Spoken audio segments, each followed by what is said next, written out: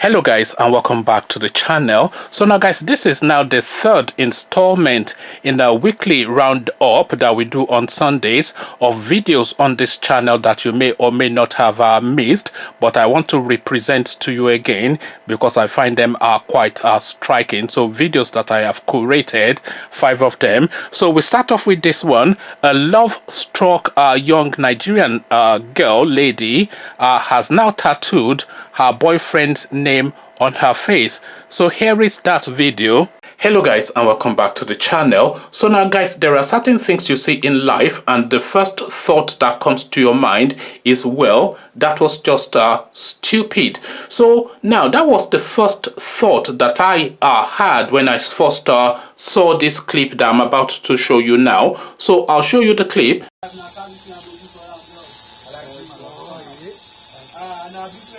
Thank you now. How much you want to give me no business? I don't be giving money for this one. I will pay a lot of money. Don't worry now. You don't get it. Don't do like that. I don't like my way to. We should do the price. We will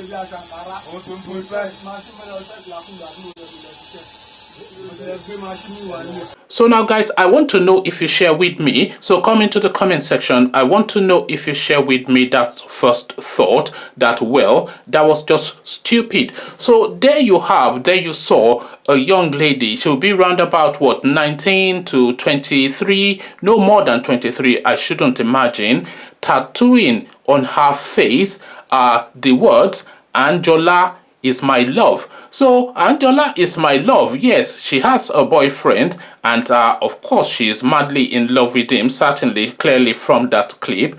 But then of course, to go to that length to tattoo the words Angela is my love, I think that was what she tattooed, to tattoo the words Angela is my love on her face, not on her arm, not on her back, not even on her butt cheek, but on her face. Well, that was just stupid, and there really is no excuse for that. You cannot equate youth with stupidity. So we cannot excuse the fact that she is young to excuse this thing that she has done, which is an act of sheer and mindless stupidity. So I mean, all of the things that I'm going to say on these videos are the thoughts that you will be having already about what you just saw. So when that guy leaves her, or if that guy leaves her, then what happens to that tattoo? Because it is very easy to put a tattoo on your face, but it is very difficult to have that tattoo removed. It is near impossible to have it removed in Nigeria. So long after Angela is now gone to the next babe, this girl now will be walking around for the rest of her life with Angela is my love tattooed on her face. So now that was just stupid. It's exactly the thought, but what you're thinking is what I am interested in, because this really is not the usual diet of this channel, as you know, but this stunned me. It really shocked me when I saw it, so I decided to make a video about it just to sample your opinion. So come tell me in the comment section exactly what you're making of what you just saw. So you know what I am making of it. That was just stupid. It's my gut instinct. But what is your gut instinct? Come tell me all about it in the comment section. But before you do that, click on the red subscribe button so it turns gray. Bell button notifies you every time I drop a new video. Then come tell me now what you're making of the antics of the young people of these days in the comment section. So I'll leave you here. Okay, hope you enjoyed that. So next up is the ongoing battle between Aisha Buhari and the Cabal in Aso Rock. So that beef has now escalated to the level that the Cabal have now rounded up the security details attached to Mrs. Buhari. And here is our response. Hello guys, and welcome back to the channel. So now guys, we use the word impunity a lot whenever we're referring to the Nigerian state, and the word impunity is the harbinger for lawlessness, unbelievable under normal circumstances, but believable when it comes to Nigeria. As guys, I bring you this. President Buhari's wife Aisha tells IGP to release her ADC and others detained on orders of husband's personal assistant. Convoluted headline, but I think you get the gist. I'll present it to you again. President Buhari's wife Aisha tells IGP to release her ADC and others detained on orders of husband's personal assistant. So now this is now the long-winded and complex headline that we're contending with. So now let's see how it is broken down. Aisha Buhari, wife of Nigeria's President Muhammadu Buhari, has asked the Inspector General of Police, Mohammed Adamu, to release her security staff in detention on orders of her husband's personal assistant, Sabiu Yusuf, to avoid putting their lives in danger as a result of the C-19 outbreak. Yusuf ordered the detention of Aisha's AD camp, Usman Shugaba, escort commander, and other policemen attached to her after they forced him to leave the presidential villa for refusing to go on a 14-day self-isolation after a private trip to Lagos. Confirming the development on Friday, Mrs. Buhari called on all relevant government agencies to enforce the Quarantine Act signed by the President and ensure that no one is found violating the law. She said that C-19 is real and still very much around in our nation is not in doubt. Consequently, I call on all relevant government agencies to enforce the Quarantine Act signed by Mr. President and ensure no one is found violating this law and the NCDC guidelines, especially in interstate travel, without necessary exemptions for movement of essentials. Anyone who does should at the very least be made to undergo a 14-day mandatory isolation, no matter who the person is. No one should be above the law, and the police command will do well to remember that. Finally, I call on the IGP to release my assigned staff still in the custody of the police in order to avoid putting their lives in danger or exposure to C-19 whilst in their custody. Mrs. Buhari had driven Yusuf out of the presidential villa and insisted that he observed the 14-day isolation period before returning. Recall that the First Lady also stood her ground when some presidency aides flouted the NCDC guideline whilst attending the burial of President Buhari's late Chief of Staff Abba Kyari in Abuja recently. Garba Shehu, Senior Special Assistant on Media and Publicity to President Buhari, was amongst those sent away from the villa by the First Lady for breaching the C-19 rules. So now open warfare now in Aso Rock, of course. I mean, it's always been like this throughout the tenure of this guy, we have to say. Backbiting, backstabbing, abuse of power, riding roughshod over people, and all this sort of behavior. This was, of course, what led to Abba Kyari's demise when he came back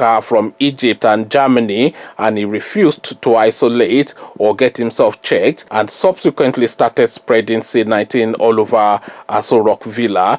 So now this element this Yusuf guy, he's now gone to Lagos on a private visit, no doubt to go and sample babes and all these kind of things that they do. So he's come back, and this Mrs. Buhari is saying, look, we've already had one instance, so now you go and self-isolate and let's see if you are safe before you're able to come back in here. Reasonable request, and is backed up, of course, by the NCDC, which is their own recommendation as well, especially within the seats of power. I mean, Malam Buhari already has enough medical issues that is contending with, and this lady does not now want a new set of concerns brought in to the villa that will just finish the guy off. So she said, go and isolate yourself for 14 days before you can come back, because nobody knows where you have been, nobody knows who you met, and nobody knows what you have. So you go and do as has been recommended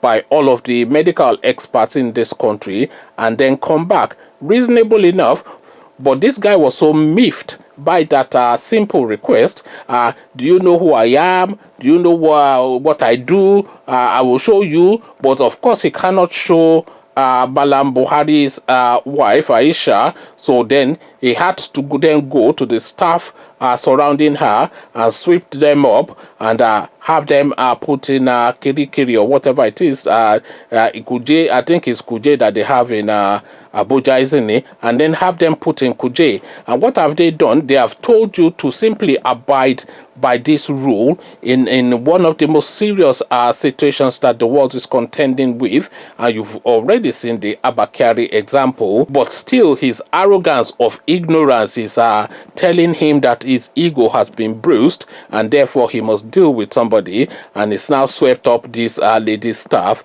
and had them detained. Conversations in the comment section: power pass power, the Nigerian way, some things never change, and this certainly will never change. Come share thoughts about all this with me in the comment section, but before you do that, click on the red subscribe button so it turns gray. The bell button notifies you every time I drop a new video. Then come tell me what you are making of this man pass man mentality of the Nigerian space in the comment section. So I'll leave you here. Carry this conversation on with you in the comment section, but here I say peace. Okay, hope you enjoyed that. So the third video is Lamido Sanusi, the former emir of Kano, ongoing battle with Abdullahi Ganduje, of course. And Abdullahi Ganduje, not satisfied with deposing this guy from his throne, is still now going for the final kill. And here is that video. Hello guys, and welcome back to the channel. So now guys, the people who control the Nigerian state are a shadowy clique, as you know, and I am not just talking about the Malam Buhari Cabal, who are just the new present crude manifestation of that clique. I am going back to the beginning of the Nigerian state till date, and the people who have wielded the country and held sway and owned effectively that country are just a glut of them, a handful of them. They are shadowy, they are sneaky, they are sly, and you don't really see them coming. Now, if you are a member of that club, you can eat as much as you like from the Nigerian feast, but the one rule is not to discuss matters of the club outside of the club. So now any nail that sticks out will be hammered down is really the rule of that club. Guys, I bring you this. Court grants panel leave to probe Sanusi over 2.2 billion land scam. So we're going to Kano State again. The travails of Mohammedu Sanusi II, an ever green saga. This is something that would never end.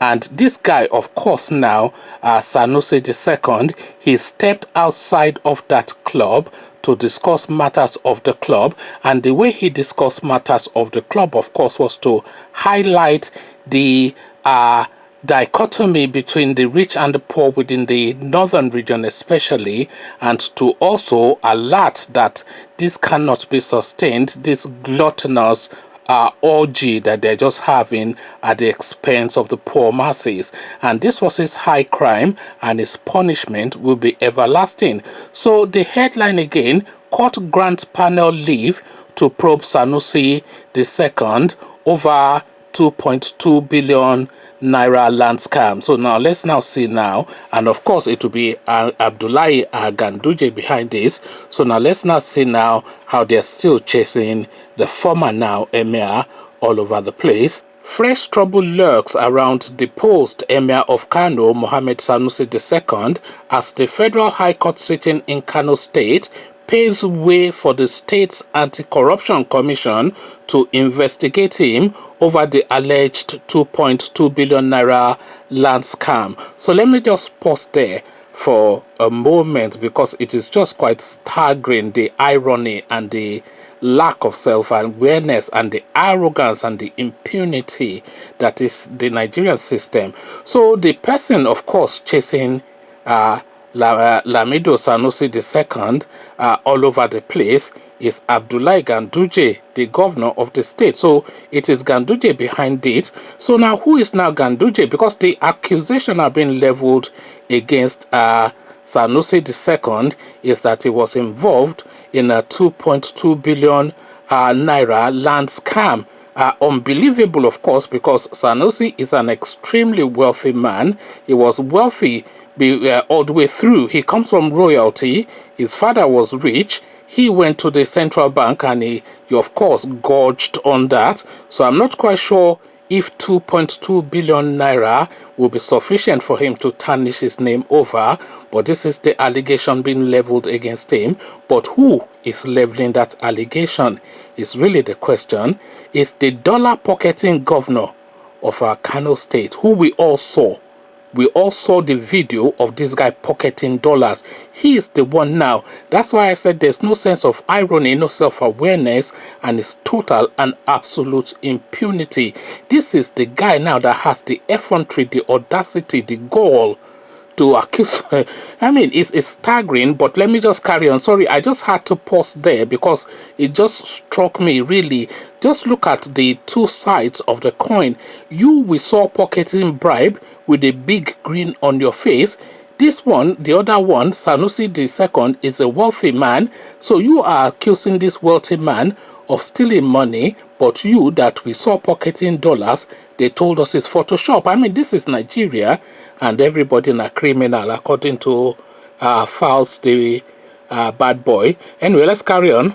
Justice Luis Alagao yesterday dismissed the fundamental human rights suit filed by the former Central Bank of Nigeria CBN governor against Governor Abdullahi Ganduje, Kano Public Complaints and Anti-Corruption Commission and its chairman, as well as the Attorney General and the Commissioner of Justice. Sanusi will face fresh anti-corruption charges 3 months after his deposition from the throne he sat on for about 6 years. He had sought the court to restrict the 4 defendants from investigating him on the alleged land racketeering, arguing that the planned investigation was against his fundamental human rights.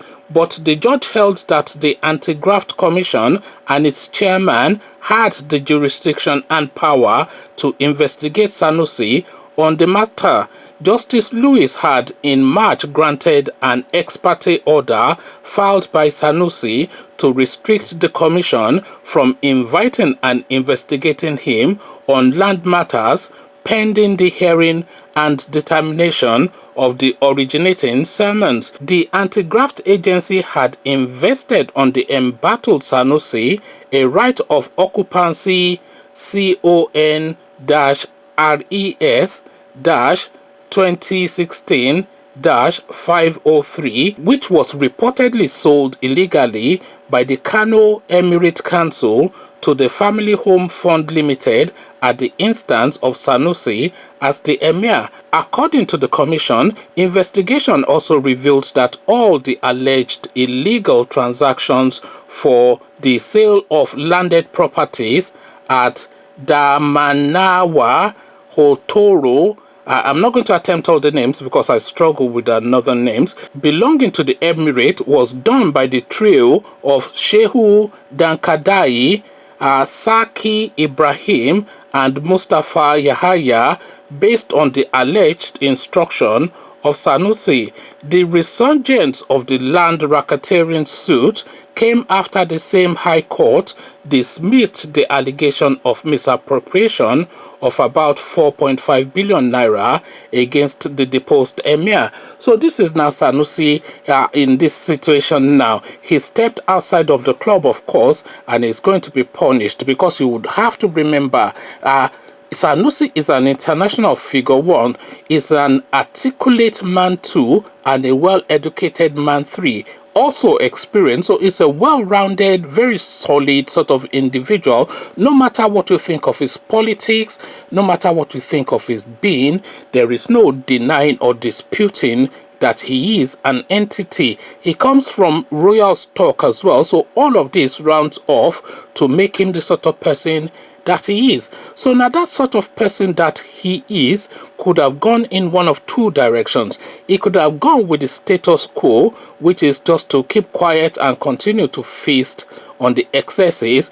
But this guy now, Sanusi, he has fed fat all of his life and he doesn't really feel the need to continue to feed fat at the expense of the masses anymore. And he's looking around him. You know that Sanusi, of course, he likes that flashy life. It's a show off. He likes to be a prince and then a king, and he likes all of that, the accoutrement and all of that pomp and circumstance and that pageantry of all of that royalty sort of element. He enjoys all of that. Indeed, he drives around Kano in a Rolls Royce, in a vintage Rolls Royce. So this is the sort of person that he is. So he's now driving around Kano in his vintage Rolls Royce. One, he's driving on roads that is, you know what the Nigerian roads are like sort of like potted roads, like some sort of like a fairground sort of ride is what you experience when you are driving in Nigeria, when you're going into divots and potholes and whatnot. So one, he drives his Rolls Royce on this sort of roads, and he is now getting to that realization that surely my Rolls Royce should not be driven on this sort of roads, because when I drive my Rolls Royce in London, I drive it on smooth roads. When I drive it in Saudi, smooth, in Dubai, smooth. So why is it not the same here? So he's having those thoughts. He's also then looking out of his Rolls Royce to the people that he has dominion over, and he can see poverty written on all of their faces as he drives through. So he's living this life of opulence and is surrounded by abject poverty. And this is the narrative now that Sanusi was now bringing to the Nigerian elites, especially from his section, his sector of the country. But then that is, of course, stepping outside of the club. And you do not step outside of the club, because the nail that sticks out will be hammered down. So this is now the hammering down on Sanusi that we're seeing playing out now. And who is administering that hammer? No less a figure than the dollar-loving governor of Kano State, Abdullahi Ganduje. And thus is the narrative of Nigeria. The person that should be sitting in the dock is the one sitting in judgment, and the person that should be sitting in judgment is the one sitting in the dock. Conversations in the comment section. Come share thoughts. Ganduje, Sanusi, a never-ending saga. Come tell me what you are making of all this. But before you do that, click on the red subscribe button straight on screen. Bell button notifies you every time I drop a new video. Then come tell me now what you are making of the travails of the former emir of Kano State, Lamido Sanusi, in the comment section. So I'll leave you here. Carry this conversation on with you in the comment section. But here, I say, peace. Hope you enjoyed that. So the next video now is the Abacha family insisting that they never took a penny from the Nigerian coffers, and indeed they were just keeping Nigeria's wealth in their personal account for safekeeping. So here is the video that explains that. Hello guys, and welcome back to the channel. So now guys, a lot of people often refer to the people who run the Nigerian state as the Buhari Cabal. This of course is a misnomer. The people who run the Nigerian state are not the Buhari Cabal, but the Nigerian cabal, because this cabal actually extends beyond the Buhari regime, and it is a clique of people who are shadowy. They are not actually shadowy. I keep saying they are shadowy. A lot of the names are known, but some of the names are not known. But really, it's a club of people who run the affairs of the Nigerian state, and they extend beyond the Buhari regime. So here now we have proof of this yet again. As guys, I bring you this. Abacha's son reveals current relationship with President Buhari and IBB families. So now this is now the cream of the top of the cabal now coming to admit their relationship. So again, the headline: Abacha's son reveals current relationship with President Buhari, IBB families. So now before we get into the details of how this guy describes what is about to describe, I just want you to look again at the names in contention. So Abacha, Buhari, and IBB. So now look at Nigeria and look at these three names, and then think to yourself how long these three names have been just dipping into the Nigerian Central Bank and helping themselves all the way through.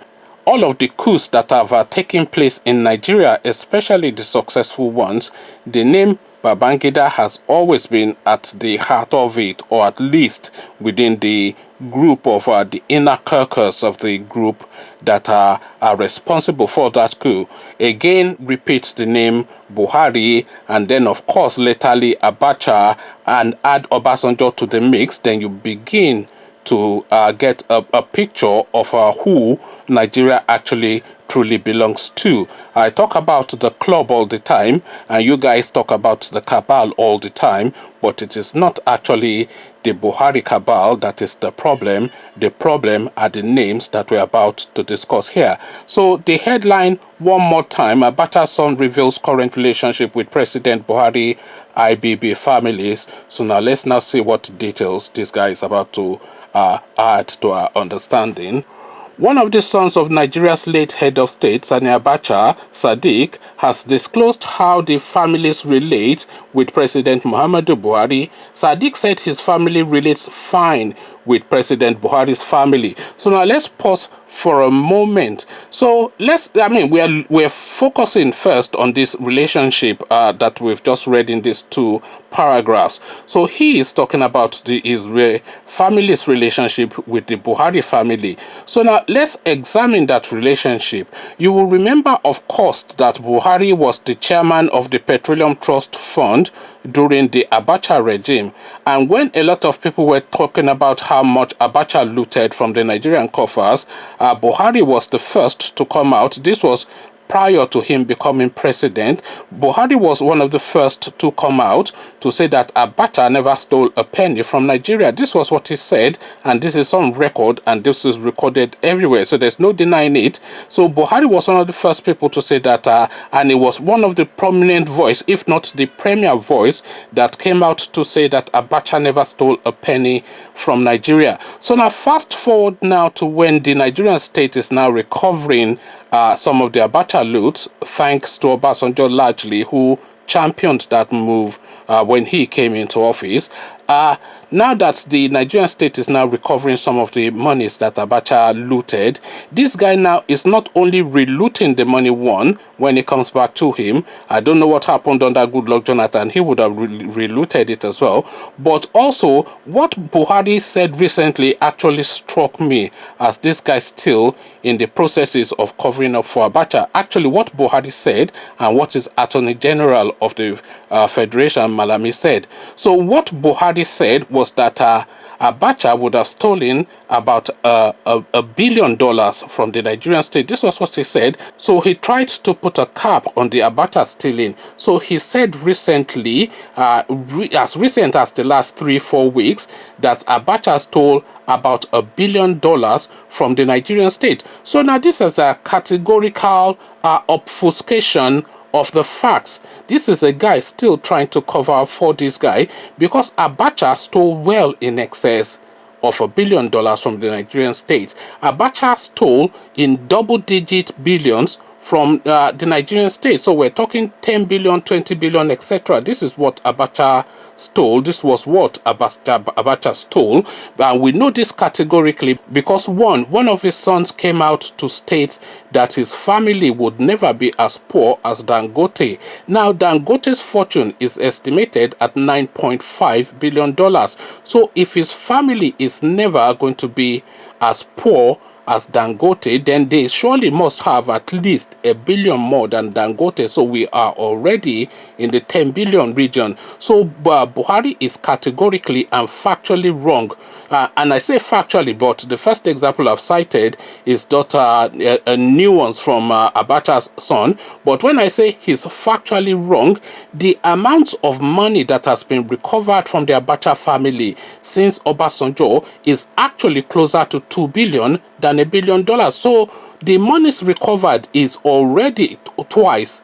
So the monies recovered is already twice what is being estimated by Buhari that Abacha stole. So you can see already that he's trying to cap it off to say, okay, we've taken enough from them, let them keep the rest. And the other angle is when Abubakar Malami, the Attorney General, the Minister of Justice, rather, yes, I think it's the Attorney General as well. The Minister of Justice, certainly, Abubakar Malami, was discussing the Abacha thing recently. He was referring to it as Abacha's asset rather than Abacha's loot. So if you are saying it is Abacha's asset, then it is something that is owned by Abacha. But of course, it is not Abacha's asset. It is Nigeria's asset, stolen by Abacha. So you can see already that the cover-up has begun, and they are trying to cap it off now to enable this family to keep the chunk of what they have stolen from the Nigerian state, because of course they are all stealing, so they don't really see why they should take his money back when they are keeping their own money. So I talk about the club and the cabal that runs the Nigerian state, and this is the heart of it. So let's carry on with what this Sadiq has to say. Speaking with BBC Hausa on Wednesday, the son of the late dictator said his family also relates well with that of ex-head of state Ibrahim Babangida, IBB. He also lamented that most of his father's friends abandoned them after his demise. According to Sadiq, we relate well with Babangida family. Our present relationship with some of our late father's friends is surprising. We exchange pleasantries with the family of Babangida. We are on good terms. It is only with members of the Babangida family that whenever we meet, we associate and share stories. We also relate well with the family members of President Buhari, but it is only with the Babangida family that we recall the past. So this is now a guy now that is stating the relationship between this trilogy especially. So you look at the Nigerian state and you really see who owns it. So Obasanjo was a military head of state and came back as a civilian head of state. Buhari, of course, was a military head of state. He has come back as a civilian head of state. Babangida ruled the Nigerian state for about 7-8 years, and Nigeria is only about 60 years. So between these two elements, or these three elements rather, or four elements even, who are we discussing? We're discussing Babangida, we're discussing Obasanjo, we're discussing Abacha, and we're discussing the Buhari family. So between these four elements is the Nigerian state, and they were only interrupted occasionally just in two instances. One when three instances actually, or two. One when Shagari came in, they let him serve 4 years and they got rid of him quickly, and he got out of the way. And then of course when Yadwa / Goodluck Jonathan came in, and then between them they served about 8-9 years, and then they got rid of them. So what's that? That's about 12 years out of the 60 odd years that the Nigerian state has existed. So 12 out of 60, you do the maths. The rest, of course, has been ruled solely by these four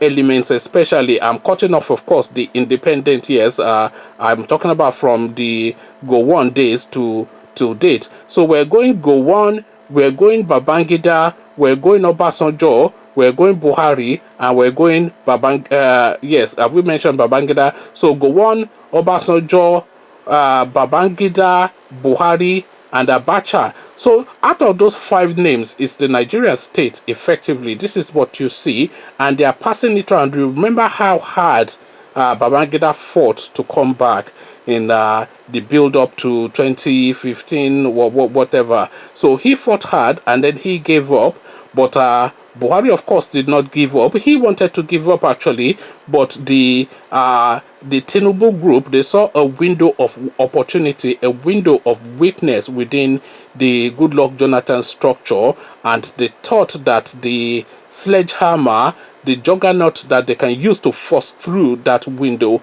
of opportunity is Buhari, because they needed that name because he resonates very well in the north, and Tinubu controls essentially the south, at least the Yoruba spaces, and they thought that between them they could rescue and wrestle, not so much rescue, but wrestle Nigeria out of the clutches of Goodluck Jonathan, and that was what happened. So these are the people really that Nigeria belong to. And then outside of these people, you have just because you are talking about the premiership and then you are talking about the championship, so just at the relegation zone or on the top of the charts of the championship wanting to come into the Premier League are names like Tinubu, Atiku Abubakar, etc. These ones are noted for just outright stealing, but then of course they are all noted for outright stealing. So the people who own the Nigerian state are no more than 10-15 people, and you already know most of their names. Of course, these are names that have already been mentioned in the course of this video, and a lot of them you know already. So now this is the Nigerian state now, past the dollars. It's not so much past the parcel, but past the dollars is effectively what is taking place now. So a non-criminal is associating with the current government and the one that institutionalized corruption within the Nigerian state. So the Palis of the Abacha family are the Buharis and the Bamangidas. So who else would it be? He only needed to add Obasanjo's name to the mix, and then you know it's complete. But they don't like Obasanjo at the moment because he took some of their money away. So now this is now Nigeria, and this is essentially the cabal, and these names are the problems that the Nigerian state has contended with in perpetuity. So you have pretty much a recycling. This is really what goes on. So one comes in, stays for a while, steals as much as it can, and then passes it on to the next person. So now Tinubu is now the one now that is now trying to come into that club, but will they let him in? 2023 will be the determinant. Conversations in the comment section. The cabal are jollying amongst themselves. What says you? Come share thoughts. Do you have a name that you think should be added to the cabal? Come list them in the comment section. But before you do that, click on the red subscribe button so it turns gray. The bell button notifies you every time I drop a new video. Then come tell me now who you think should also be a member of the cabal, the people who actually own the Nigerian state. Come tell me about that in the comment section. So I'll leave you here. Carry this conversation on with you in the comment section. But here I say peace. And finally, we go to Miyetti Kutehari, the Fulani umbrella group, insisting that Nigeria belongs to them, and this is how that is explained. Hello guys, and welcome back to the channel. So now guys, the gloating and the peacocking of these people is of epic proportions, and it will never end. The Fulanis, of course. Guys, I bring you this. Fulanis will rule forever. We are flagging off security outfit across Nigeria, and it's the Miyetti group saying this. So now they are now coming out brazenly to let you know that this is the plan, and there is nothing that you can do to stop it. So the headline again: Fulani will rule forever. We are flagging off security outfit across Nigeria. A headline attributed to the Miyetti group. So now let's now find out exactly what their plan is. The national president of the Miyetti Kutehari group, Bello Abdullahi Bodajo, has said that the Fulanis own Nigeria and will rule the country forever. Abdullahi also revealed that his organization had concluded arrangements to flag off its own security outfit with about 5,000 to 100,000 vigilantes to be deployed across all states of the country. He said the Fulanis don't need permission from anyone to settle in any land of their choice because Nigeria belongs to them and they founded it. The Fulani leader said that like Amotekun, where the state houses in the southwest made laws to back it up, the Fulani outfit won't be needing the law to support it because every place the Fulani finds itself, that's their own assembly. Abdullahi stated this in an interview, adding, "My organization, Miyetti Kutehari, we are trying to set up our own security outfit. While their own is Amotekun, our own name shall be unveiled soon. We have not decided on its name. Maybe it may be called Miyetti Vigilante. He explained that the C-19 pandemic has delayed the takeoff of the outfit because of the social distancing policy, even though nothing concerns the Fulani man with C-19. We are meeting anytime from now. We make our own plans public. We will first start with 5,000 personnel, he said, adding that it is going to be across the country because there is no any angle you cannot find the Fulani in this country.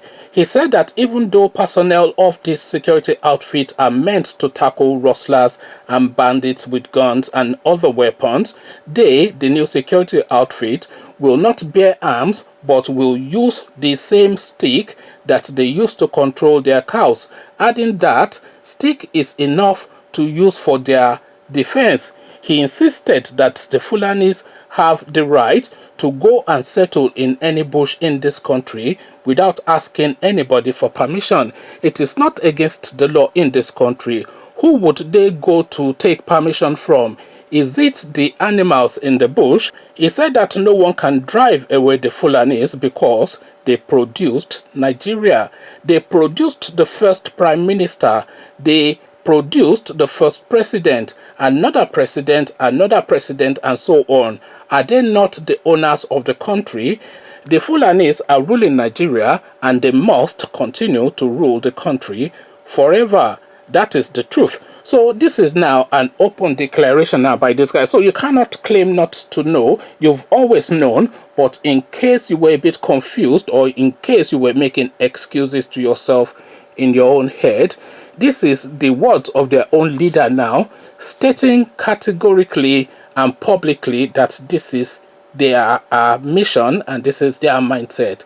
They founded Nigeria according to this guy.